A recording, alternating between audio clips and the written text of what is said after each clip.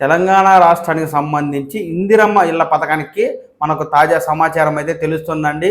ఈ మేరకు ఈ పథకానికి హడ్కో 3,000 కోట్ల రూపాయల రుణాన్ని అయితే ఇచ్చినట్టుగాను తెలుస్తోంది. ఈ నెల 11వ తేదీన భద్రాచలంలో శ్రీరాముల వారి సన్నిధిలో సీఎం రేవంత్ రెడ్డి గారు ఈ ఇందిరమ్మ ఇల్లు పథకాన్ని అయితే ప్రారంభించబోతున్నారు. దీనికి సంబంధించి మొదటి విడతలో ఎన్ని ఇళ్లను మంజూరు చేస్తారు, ఎవరు అర్హులు ఎవరు అనర్హులు, పాత ఇల్లు ఉన్నవారు ఆ స్థానంలో ఇందిరమ్మ ఇల్లును నిర్మించుకోవచ్చా, ఒకవేళ అలా ఉంటే ఏ ఇల్లు అర్హత ఉంటుంది, ఏ ఇళ్లకు అనర్హత ఉంటుంది వంటి విషయాలపై పూర్తి సమాచారాన్ని మనం ఈ వీడియో ద్వారా తెలుసుకుందాము. నమస్కారం, నా పేరు Pavan Kumar. Welcome to Pavan talks Telugu channel. Andhra కావచ్చు, తెలంగాణ కావచ్చు, ప్రభుత్వ పథకాలకు సంబంధించి, పెన్షన్ సమాచారానికి సంబంధించి, అలాగే రాష్ట్ర కేంద్ర ప్రభుత్వ ఉద్యోగాలకు సంబంధించి తాజా సమాచారాన్ని ఎప్పటికప్పుడు ఆధారాలతో సహా మీరు తెలుసుకోవాలి అనుకుంటే ఈ పవన్ టాక్స్ తెలుగు ఛానల్ ని లైక్ చేయండి, షేర్ చేయండి, సబ్స్క్రైబ్ చేయండి. ఎప్పటికప్పుడు వాస్తవాలతో కూడిన తాజా సమాచారాన్ని నోటిఫికేషన్ ద్వారా అందుకుని తెలుసుకోండి.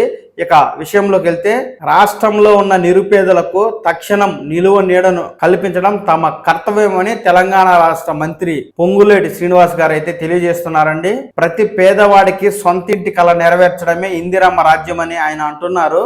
ఈ మేరకు మార్చి 11వ తేదీన భద్రాచలంలో రాముల వారి సన్నిధిలో ఈ పథకాన్ని ప్రారంభిస్తామని, సొంత ఇల్లు లేని వారికి ఇంటి స్థలం ఉన్న వారికి ఇల్లు నిర్మించుకోవడానికి 5 లక్షల రూపాయల ఆర్థిక సహాయాన్ని చేస్తామని ఆయన అంటున్నారు.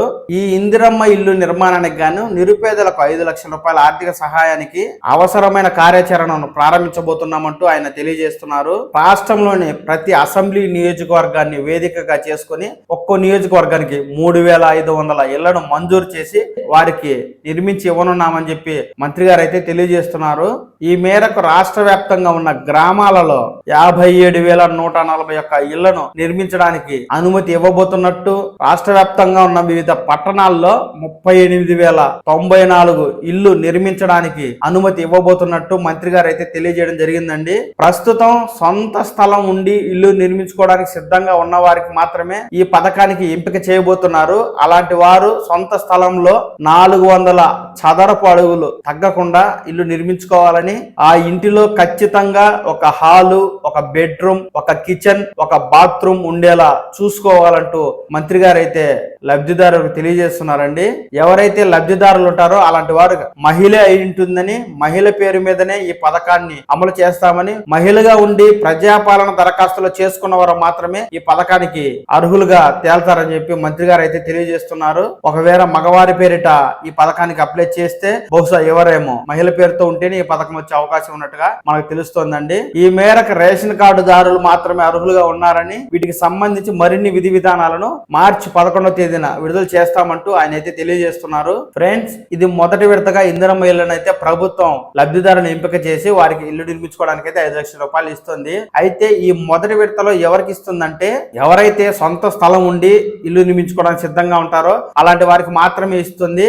అసలు ఇల్లే లేని వారికి స్థలం ఇచ్చి ఆ తర్వాత ఇంటికి 5 లక్షల రూపాయల ఆర్థిక సహాయం చేయాల్సి ఉంటుంది. కాబట్టి ఈ మేరకు త్వరలోనే భూసేకరణ చేసి ఫ్లాట్లను ఏర్పరిచి ఆ తరువాత ఎవరైతే సొంత స్థలం కూడా లేక ఇల్లు లేని వారు ఉంటారో అలాంటి వారికి 2వ విడతలో స్థలం ఇచ్చి ఆపై ఇందిరమ్మ ఇల్లు నిర్మించుకోవడానికి 5 లక్షల రూపాయల ఆర్థిక సహాయం చేస్తుంది. సొంత స్థలమే లేని వారికి అలాంటి వారికి అయితే ఈ టర్మ్ లో ఏమి ఇవ్వడం లేదని మనకైతే తెలుస్తుందండి. ఈ మేరకు పాత ఇల్లు ఉండి ఆ స్థానంలో ఇందిరమ్మ ఇల్లును నిర్మించుకోవడానికి ఎవరైతే దరఖాస్తు చేసుకున్నారో అలాంటి వారు కూడా అర్హులు అనర్హులుగా మనకు తెలుస్తుందండి. ఎవరు అనర్హులు అంటే, గ్రామీణ ప్రాంతాలు కావచ్చు లేదా పట్టణ ప్రాంతాలు కావచ్చు, పాత ఇల్లు 20 ఏళ్ళు 30 ఏళ్ల కింద నిర్మించుకుని బాగా డ్యామేజ్ అయిన ఇల్లు నిర్మించుకోవడానికి చాలా మంది ఇందిరమ్మ పథకానికి అయితే దరఖాస్తు చేసుకోవడం జరిగింది.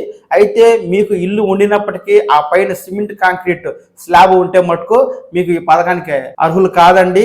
కేవలం సిమెంట్ గోడలుండి ఆ పై కప్పు రేకులు, పెంకులు ఇలా ఉన్నవారు మాత్రమే ఈ పథకానికి అర్హులు.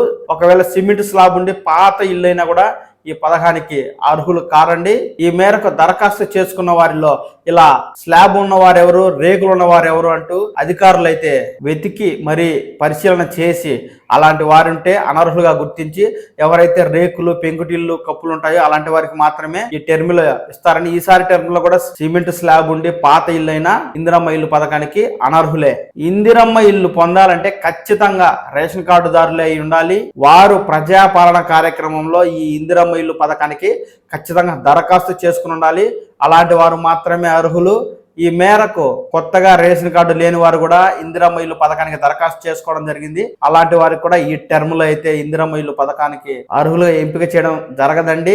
కొత్తగా రేషన్ కార్డు వచ్చి సెకండ్ టర్మ్ లో మీకైతే ఇందిరమ్మ ఇల్లు పథకానికి సంబంధించి మంజూరు చేసే అవకాశం అయితే ఉంటుంది. ఈ దరఖాస్తులు తప్పుడు రేషన్ కార్డులు వివరాలు ఇచ్చి మరి చాలా మంది ఈ ఇందిరమ్మ ఇల్లు పథకానికి దరఖాస్తు చేసుకున్నట్టు ఈ మేరకు అధికారులు అయితే ఈ దరఖాస్తుల వడపోతను కాస్త కఠినంగానే చేస్తున్నట్టుగా మనకు తెలుస్తోంది. ఈ మేరకు గతంలో ఇందిరమ్మ ఇల్లు పథకం కింద లబ్ధి పొందిన వారు ఈ ప్రజాపాలన కార్యక్రమంలో దాదాపు 14 లక్షల మంది దరఖాస్తు చేసుకున్నట్టుగాను అధికారులు గుర్తించి ఆ దరఖాస్తులను పక్కన పెట్టినట్టుగా తెలుస్తోంది. మొత్తం 80 లక్షల మంది ఈ ఇందిరమ్మ ఇల్లు పథకానికి దరఖాస్తు చేసుకుంటే 14 లక్షల మందిని పక్కన పెట్టగా 66 లక్షల దరఖాస్తులు అయితే ఇప్పుడు మిగిలి ఉన్నాయి. వీటిలో సొంత స్థలం ఉండి ఇమీడియట్లీ ఇల్లు నిర్మించుకోవడానికి సిద్ధంగా ఉన్న వారు మాత్రమే ఈ పథకానికి సంబంధించి ఒక్క నియోజకవర్గానికి 3500 మంది చొప్పున ఎంపిక చేసి దాదాపు రాష్ట్ర వ్యాప్తంగా 1 లక్ష ఇళ్లకైతే ప్రభుత్వం అనుమతి ఇచ్చే అవకాశం ఉందండి. ఈ ఇందిరమ్మ ఇల్లు పథకానికి సంబంధించి ఎప్పటికప్పుడు ఏ తాజా సమాచారం వచ్చినా నేను వెంటనే మీకు ఉన్నది ఉన్నట్టుగా తెలియజేస్తాను, ఆధారాలతో సహా. మీకు ఈ సమాచారం కావాలనుకుంటే ఈ పవన్ టాక్స్ తెలుగు ఛానల్ ని లైక్ చేయండి, షేర్ చేయండి, సబ్స్క్రైబ్ చేయండి. ఎప్పటికప్పుడు తాజా సమాచారాన్ని తెలుసుకోండి. నమస్కారం.